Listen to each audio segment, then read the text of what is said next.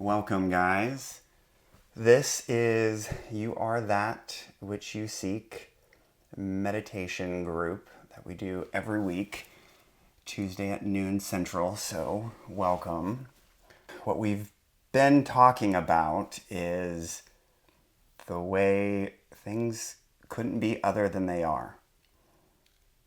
And today we're going to build upon that just a little and see how that relates to you not being the mind or the body.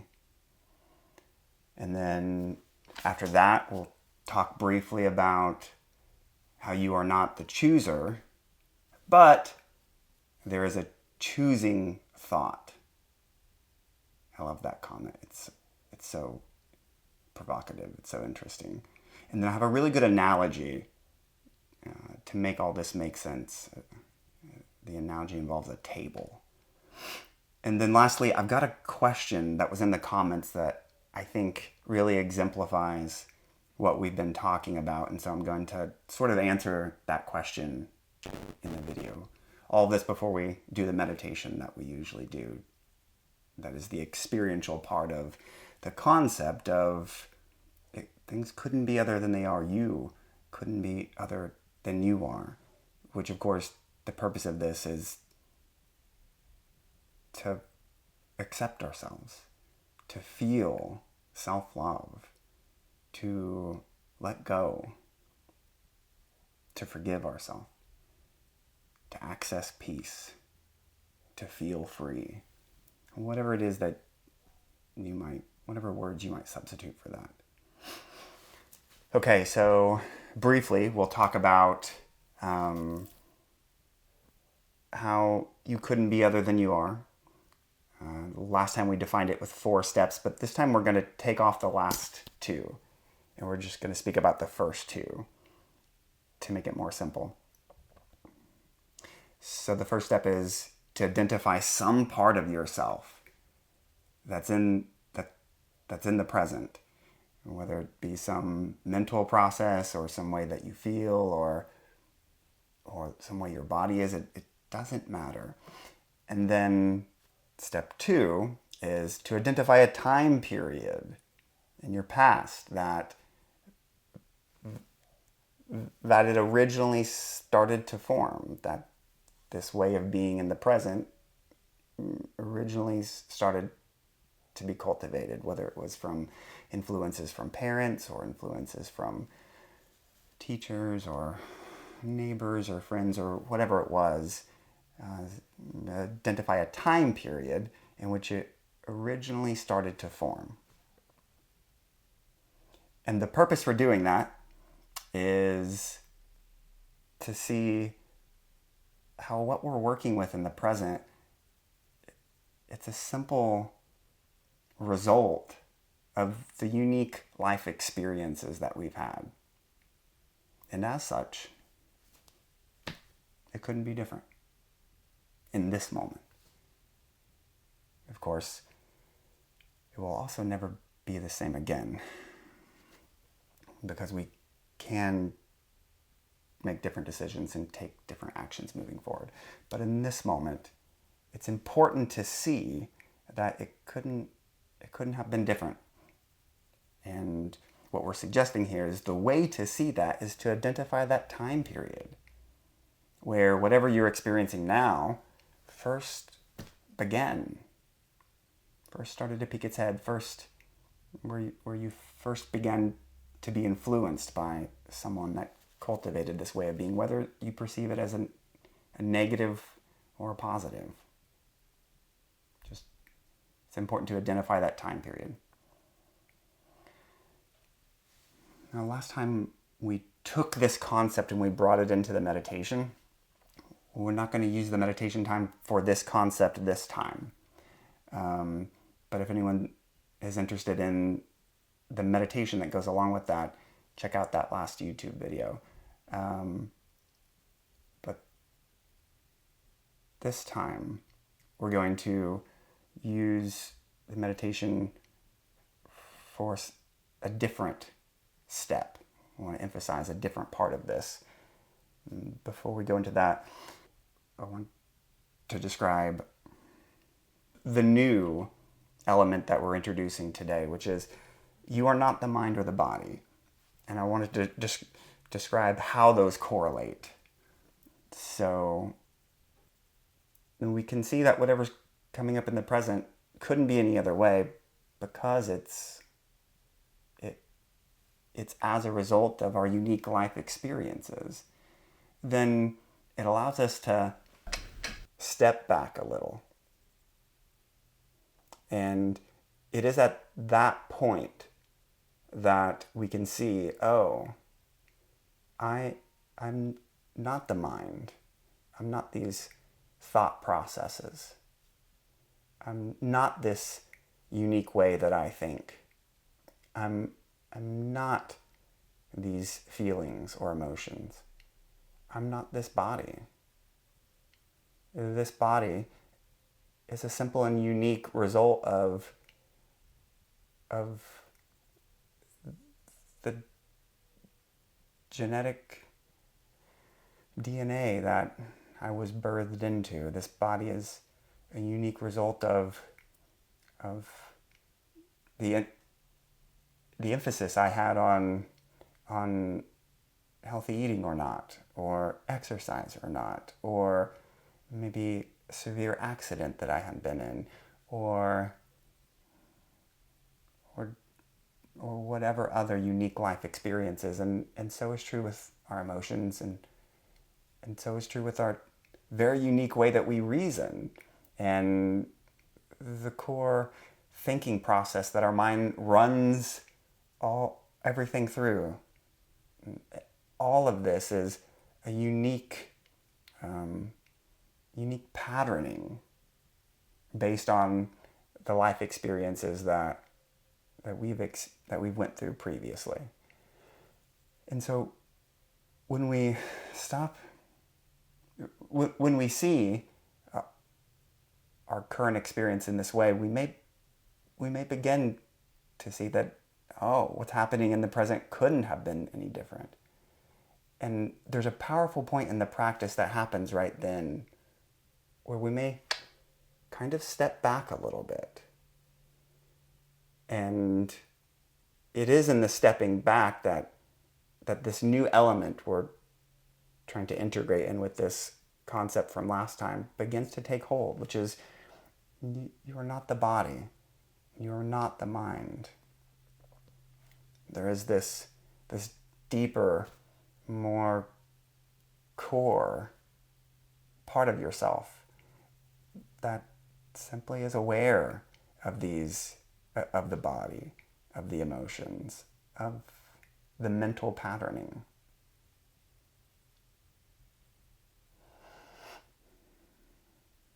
And what's fascinating at this point is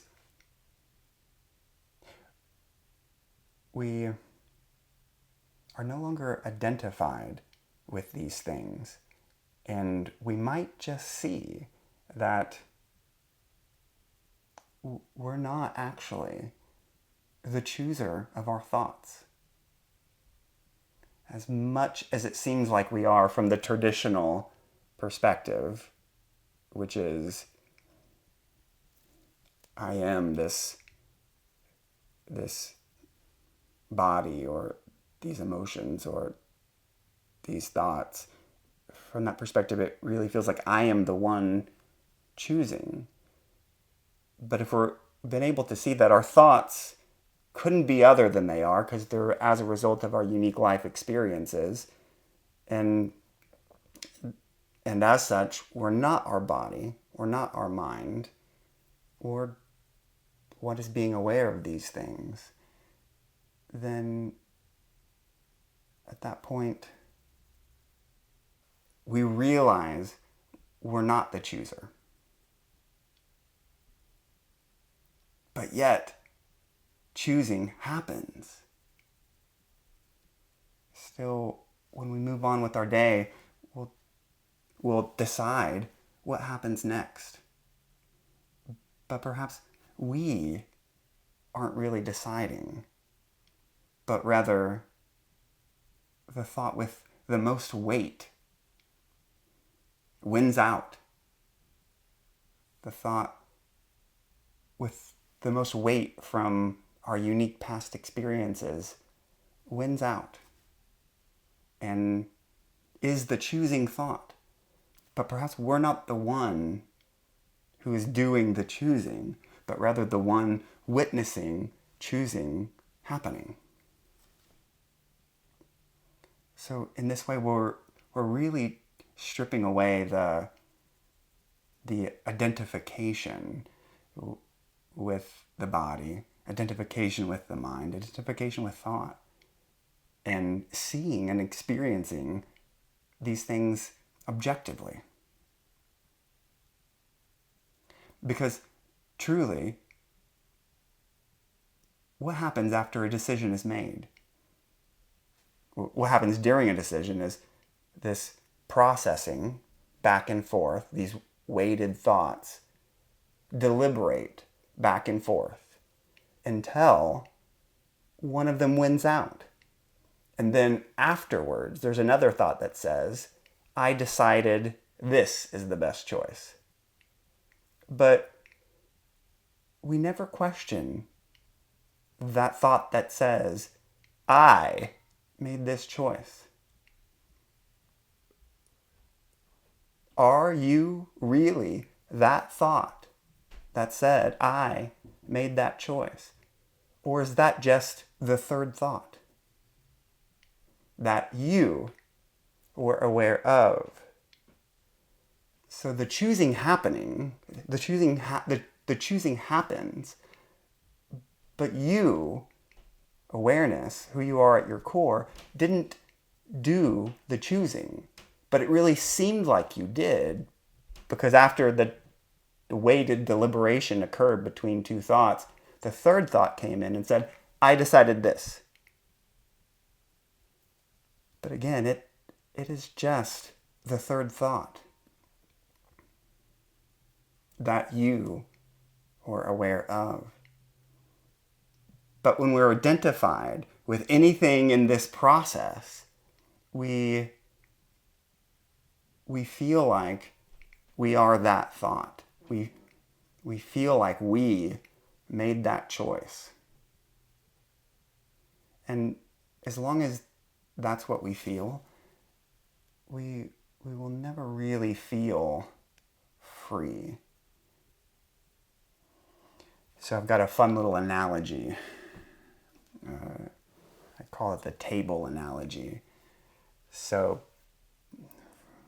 follow along with me on this fun little story. Let's imagine that there's a tree in the woods. And this tree starts to have aspirations to become a chair. And one day, the opportunity comes along because someone decides to cut him down. And so the tree gets carried off to this shop and begins to get cut up into pieces, and the tree thinks it's going to become a chair, and he's so happy about this. And little does he know, he's shown another option where there's an option to become a table instead. And he ends up choosing and going down this path of becoming a table. And then he becomes a table, and then his maker ends up selling him someday, and then the table ends up in someone's home. And he enjoys his life as a table, but then at a certain point, the table starts to remember his aspirations to become a chair, and begins to lament this loss, begins to be sad about missed opportunity, to begin to be hard on himself for the life he could have had. Instead, he has to be a table in someone's home. Now, let's step back from this analogy and look at the table directly. We can see that this table, it couldn't be any other way. It's right here in this moment due to those unique experiences they had been through.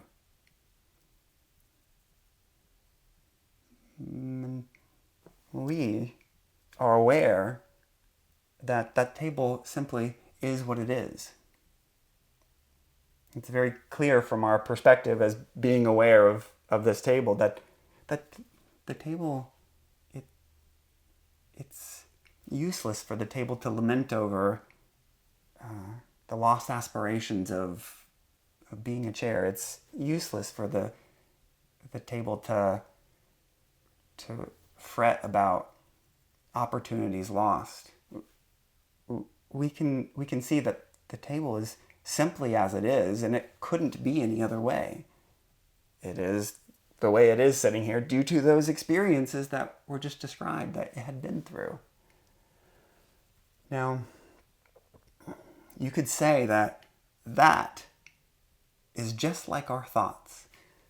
And then we'll transpose this analogy of the table. It will correlate the table with our thoughts. Our thoughts in this moment are like that table. They couldn't be other than they are in this moment, but yet they lament over what could have been. They fret about opportunities missed. But yet those thoughts, they couldn't be any other way.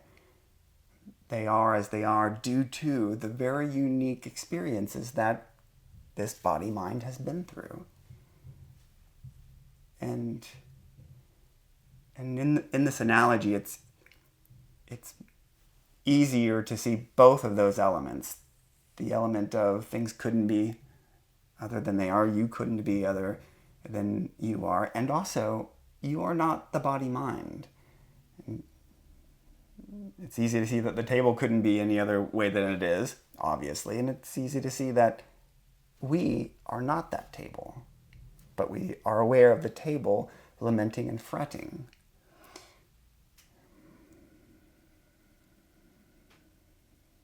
I'm going to go over this question real quick that someone posted on the YouTube comments, and then we'll go into the meditation today. The statement was, "It was obvious to me that nothing could be other than it is." This is what their experience was in the meditation. It was obvious to me that nothing could be other than it is. And my mind was still judging how things are in my current reality as unwanted, undesirable, unfair. I can seem to accept my reactions and forgive my past and current selves due to seeing how past conditions and traumas have affected me, but I still just don't like it. Now, this person has really nailed it with being able to see how their life experiences couldn't be any other way. But then afterwards, that third thought came in and it said, but I just don't like it. And because that person hasn't taken the time yet to see that thought as just the third thought, which is simply another patterning due to the unique past experiences that this person has been through. So because they are still identified with some, not all, aspects of their thinking, when those thoughts come in that have to do with the frustration of the way life isn't different than it is now. I just don't like it. Because those thoughts have felt so personal for so long, that is the one area where that person still has some still identified with some of their thinking. So this is the most important thing to be aware of in this process of fully accepting oneself and being able to fully let go and really being able to create the way we want to feel, is to see what other areas of my thinking have felt so personal to me, have felt like me, or my reasoning. It's not your reasoning, it's reasoning. What are those areas for you? Because those areas are just the next area to become aware of and to see that they couldn't be different. They are an innocent result of all of your unique past experiences, culminating in the form of that thought. So this is radical self-acceptance.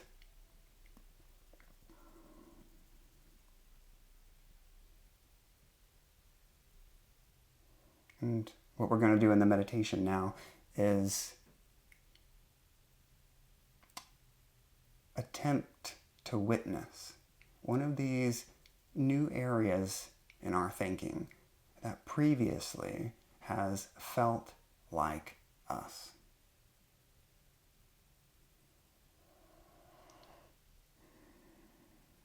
Okay, guys. So, if everyone's ready, let's begin our meditation.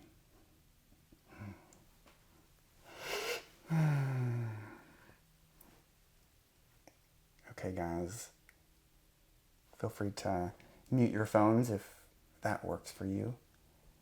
And of course, keep your microphones on mute so we don't disturb each other. And if you like, feel free to close your eyes with me.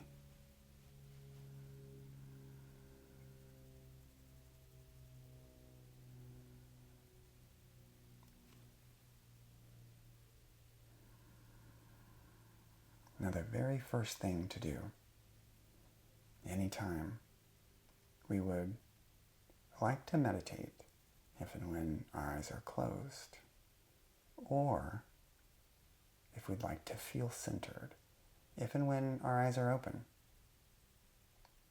is to simply notice what is already here, what is already happening.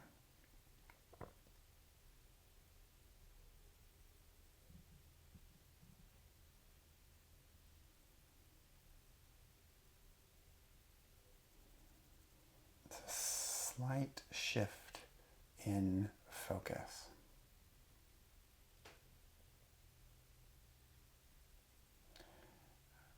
A shift from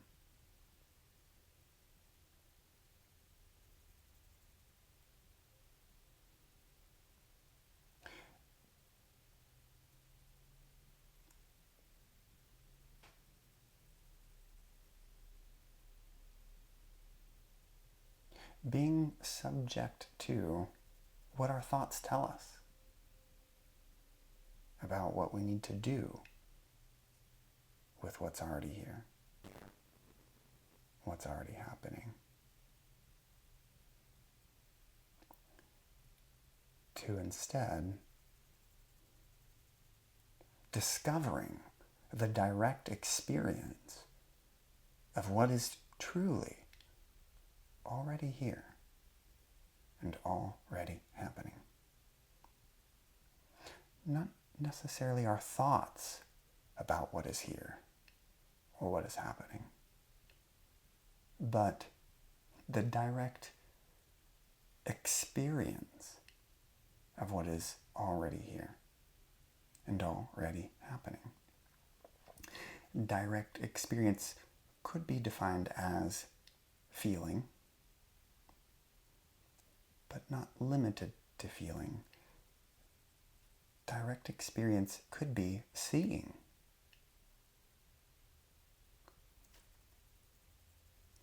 Could be hearing. But we have to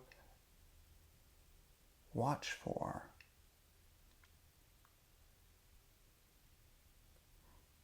whether our focus is still subtly on what our thoughts say we should do about what is felt, what is seen, or what is heard, rather than attempting to really experience it directly. What is it like to experience a feeling directly without referring to what our thoughts say we should do about what is felt? What is it like to really see something directly without what our thoughts say we should do about what we see? What is it like to really hear something directly without the influence of what thoughts say we should do about what we hear?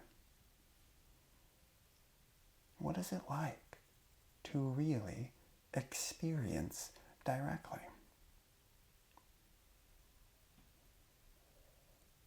And we ask the question not necessarily to get a response, but more so to direct ourselves to the actual experience. What is it like to experience directly?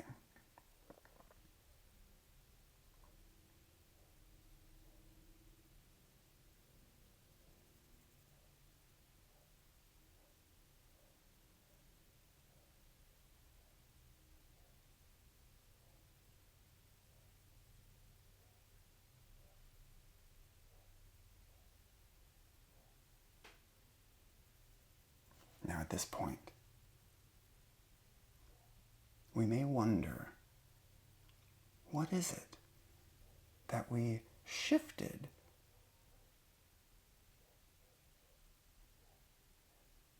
from thought to direct experience? What is that which shifted?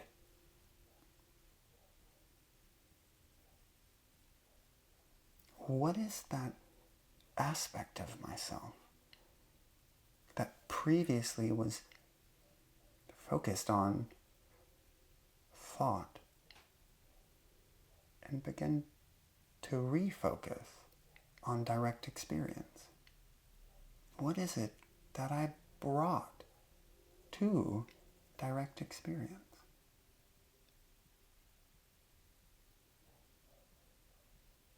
What is that?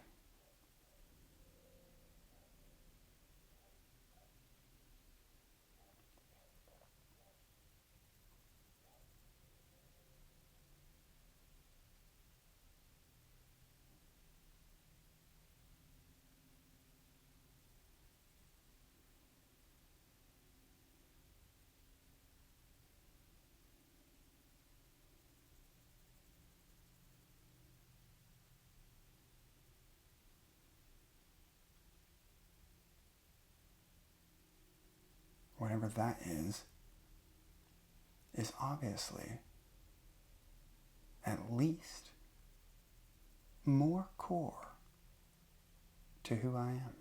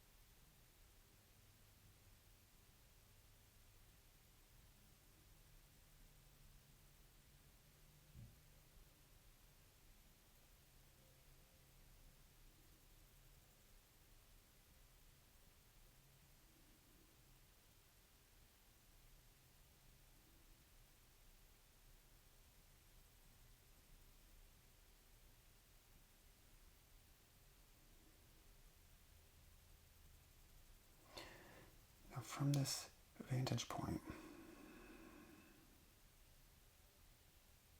we have a different skill set.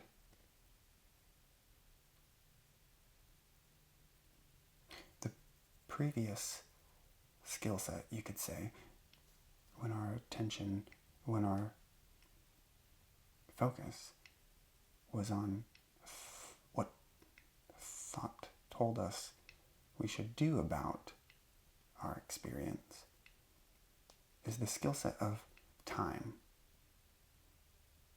It is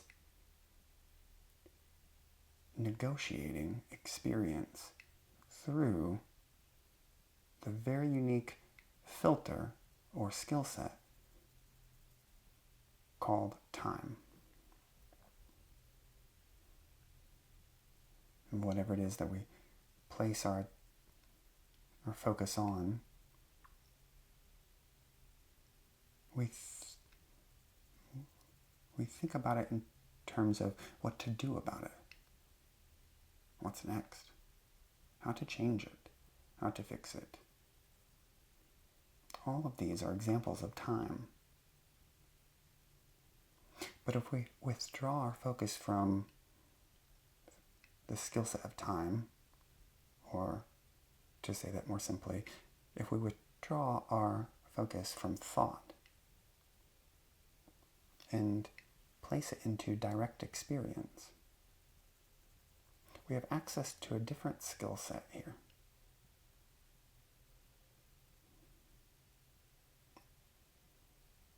We can do one of two movements. We can merge and become one with whatever the direct experience is, whether that be the sensation of the body, an emotion, something we see.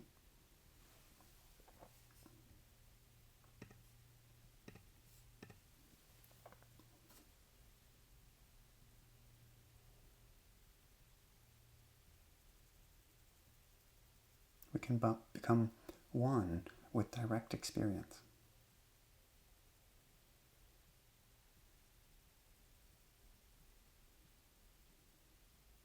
Or we can move away and recognize that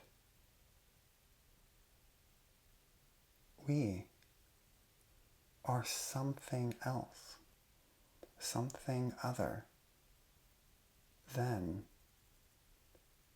what we are aware of.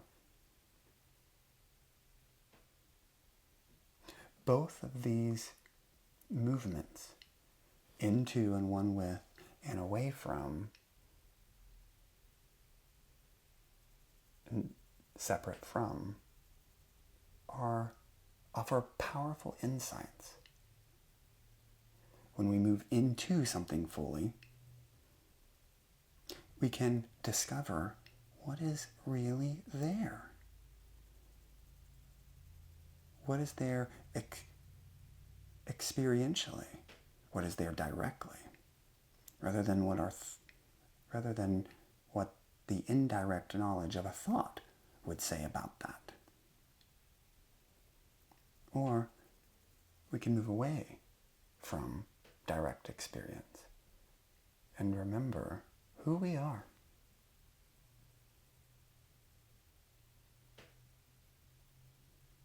Remember our essence, our true self, the simplicity of what is being aware.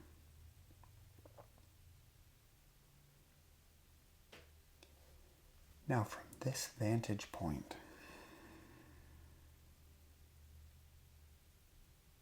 we have to keep in mind that any thought, no matter how convincing, no matter how long-standing it's been, no matter how passionate we have felt towards it, no matter how personal it has seemed, is something else. Something we can be aware of.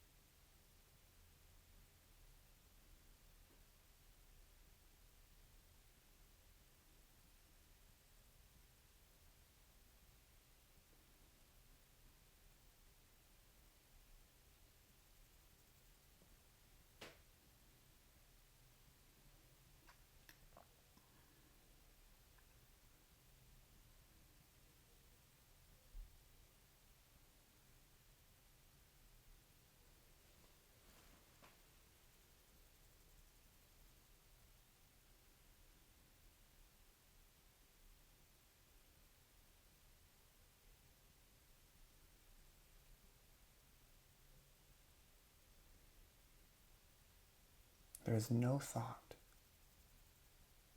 that can't be seen as something else, something other than ourself.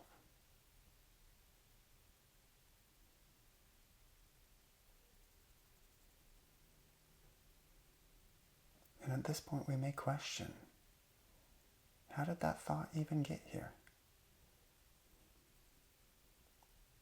That unique thought that is very specific to you and your thinking style. Well, of course, it is a result of the very unique life experiences that your body-mind has been through. But it is not you. It is something else.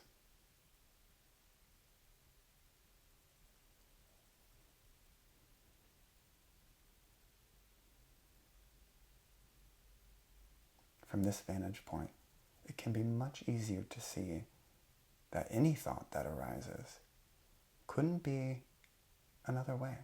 It couldn't be different.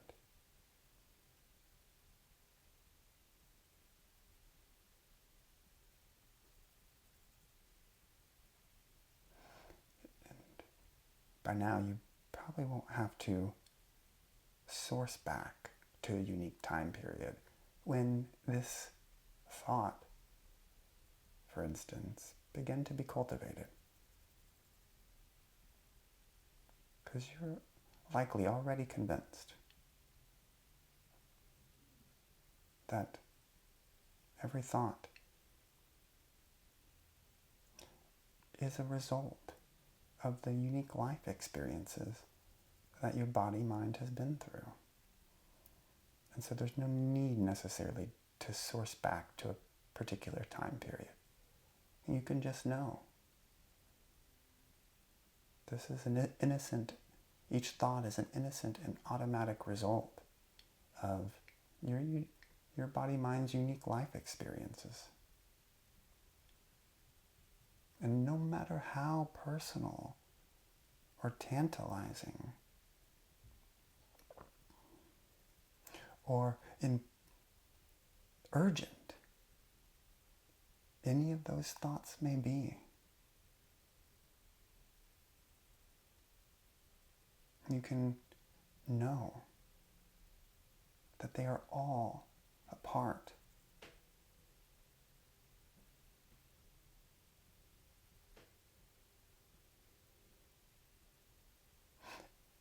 of a unique structure of thinking that's specific to you and couldn't be any other way.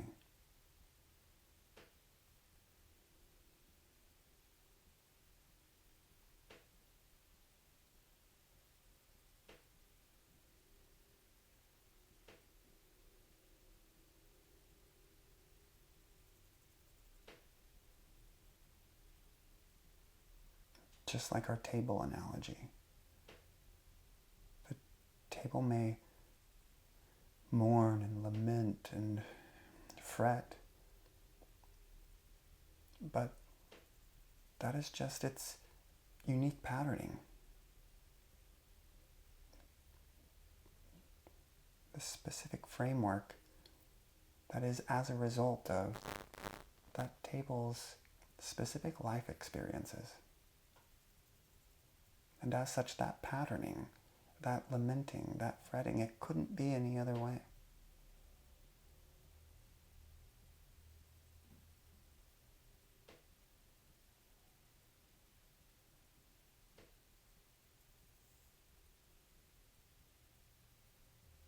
And in the present, we can look at that table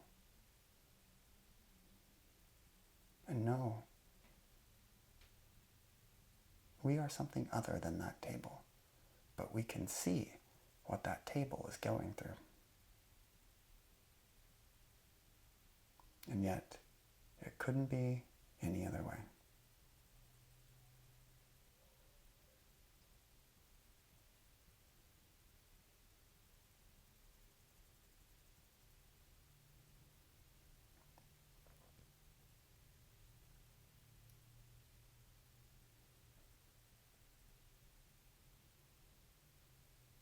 At this point, we may really start to create a fondness even, a preciousness over these part of ourselves that we were trying to get rid of previously. It's just, it may be seen as a very innocent expression of this unique body-mind. A very unique expression of that table.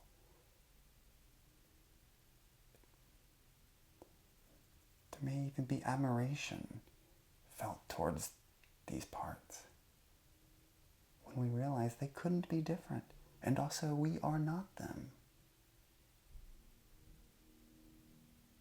It may even appear to be precious. What previously seemed like we might have to war against, fix or change or struggle with an urgency, may begin to look precious when it doesn't feel or seem personal.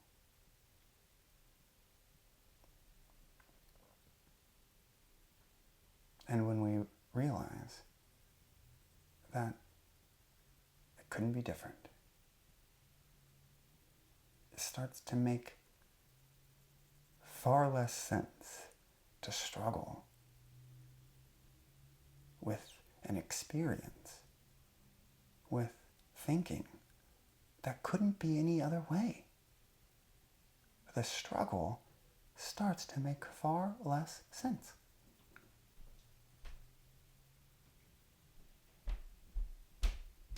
What sense does it make for the table to struggle with being a chair or not? That doesn't make any sense.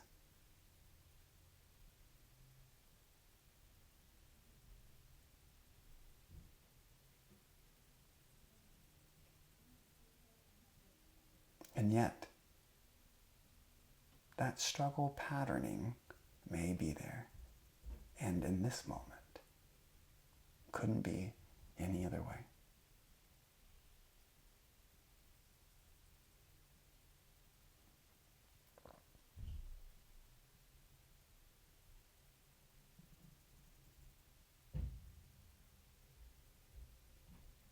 But that struggle patterning is something else.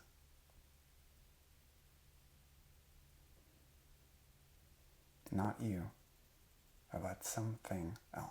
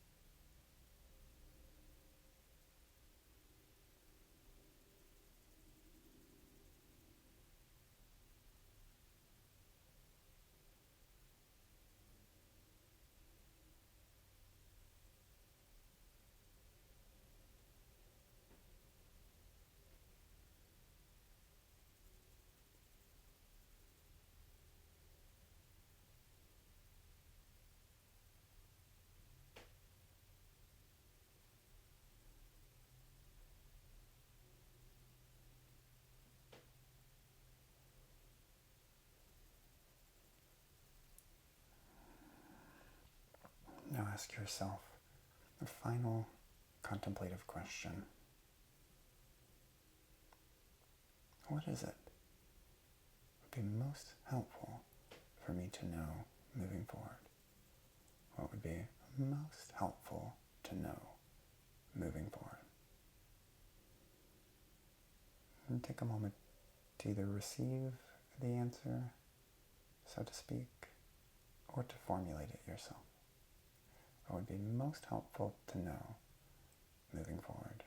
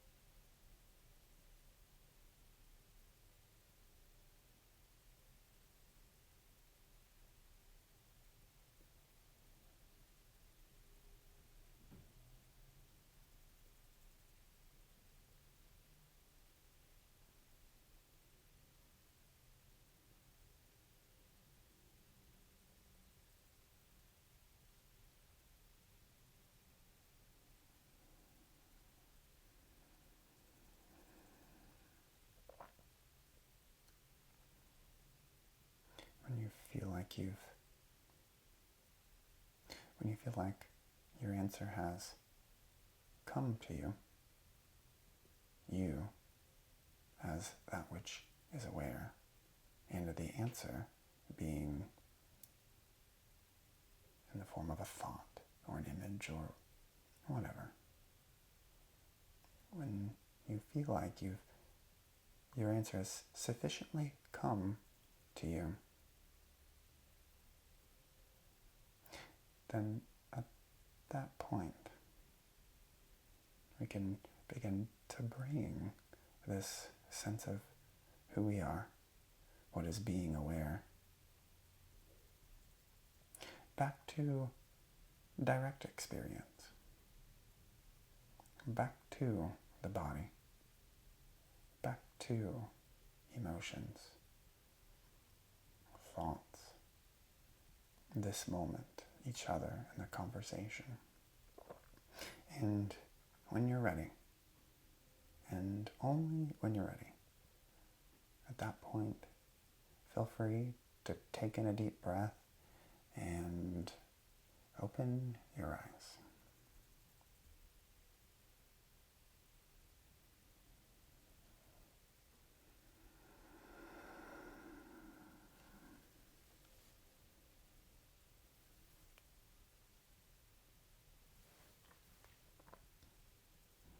I super appreciate your guys' time, and I love doing this with you guys. But also, I really love hearing from you guys, so please shoot me a message afterwards or comment in a couple days when I post this video, because I would love to hear how this is moving in everyone, because when I do hear the feedback, then I change the approach or we address different things moving forward. So please, let me know. All right, guys. I love you all a ton, and I'll see you next week. We've had a lot of success with commenting on the YouTube video. We've had about 90 comments this week. So I look forward to adding that up and see who will be the winner of the $200 quantum consciousness session. I really look forward to that. That's exciting. Again, we're going to draw for that December 17th.